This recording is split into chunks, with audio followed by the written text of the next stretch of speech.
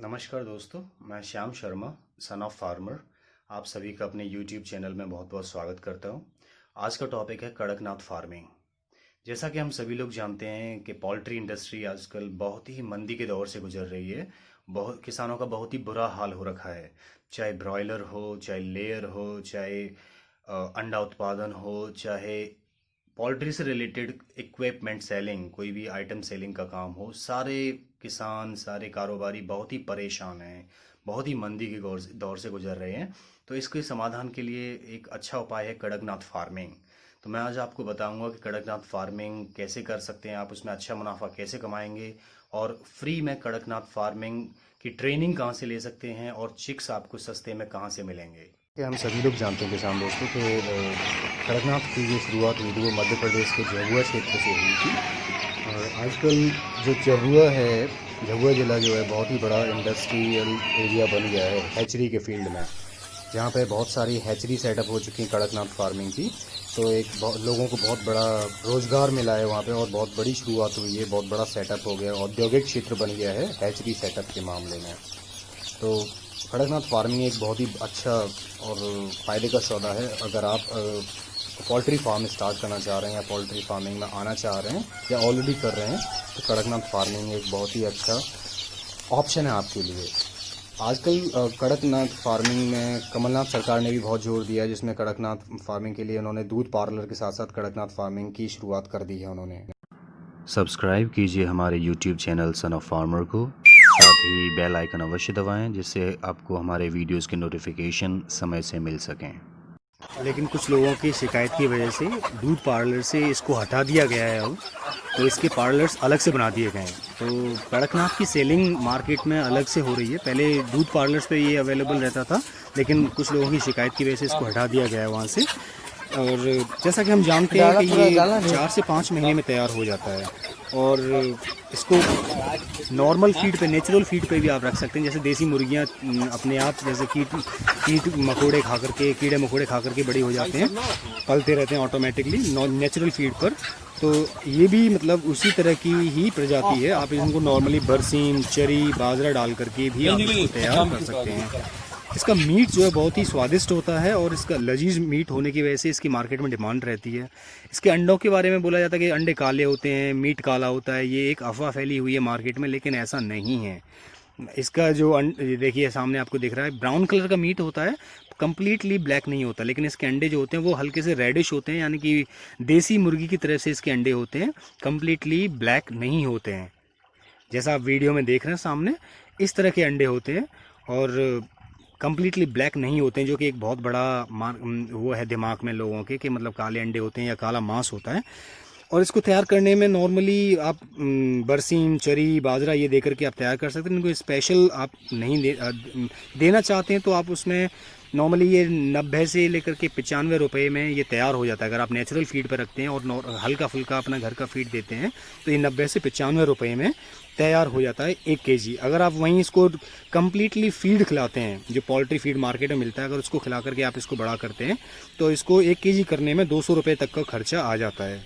और इसको बेचने की बारी आती है तो ये 500 रुपये से लेकर के 900 रुपये kg के रेट में ये मार्केट में बिक जाता है।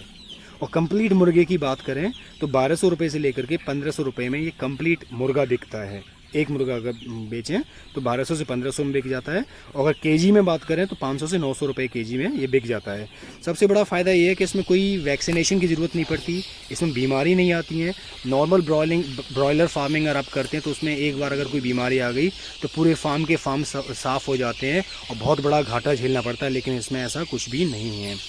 और सबसे बड़ी बात यह है कि इसके लिए कोई ख़ास रख रखाव की ज़रूरत भी नहीं पड़ती है। आपको स्पेशल शेड नहीं बनाना पड़ता। आप एक नॉर्मल लकड़ियों के शेड में भी आप इसको रख सकते हैं, जहाँ पे कोई खर्चा नहीं आता आपका शेड बनाने का। स्टैंडर्ड शेड बनाने की कोई ज़रूरत नहीं पड़ती है। और एक मुर्गी को रखने के लिए कम से कम इसमें बात करें तो 2 से ढाई स्क्वायर फीट की ज़रूरत पड़ती है। 2 से ढाई स्क्वायर फीट की ज़रूरत पड़ती है। और इसके साथ साथ आप सब फार्मिंग, जैसे आजकल सब फसल चलती है खेतों में, ऐसे ही इसके साथ में बटेर और बतख पालन भी इसके साथ में कर सकते हैं, जो कि आपके बेनिफिट को डबल करता है बिल्कुल डायरेक्टली। तो इसमें मतलब खर्चा कुछ है नहीं, नॉर्मल फीड पे तैयार हो जाता है। और सबसे बड़ा फ़ायदा ये है कि इसमें कोई बीमारी नहीं आती। और इसमें मीट महंगा होने की वजह से गांव के लोग इसको कम पसंद करते हैं, लेकिन शहर में इसकी बहुत बड़ी डिमांड है, क्योंकि शहर के लोग जानते हैं इसके मेडिसिनल बेनिफिट क्या क्या होते हैं। इसमें प्रोटीन अच्छी तरह से बहुत प्रोटीन होती है, फैट कम होता है, अमीनो एसिड होता है, इसके अंडे बहुत ही स्वादिष्ट होते हैं। तो ये सब बेनिफिट्स शहर के लोगों को पता होता है, लेकिन गांव के लोग थोड़ा सा सस्ता पसंद करते हैं, इस वजह से गांव में इसकी डिमांड बहुत कम है।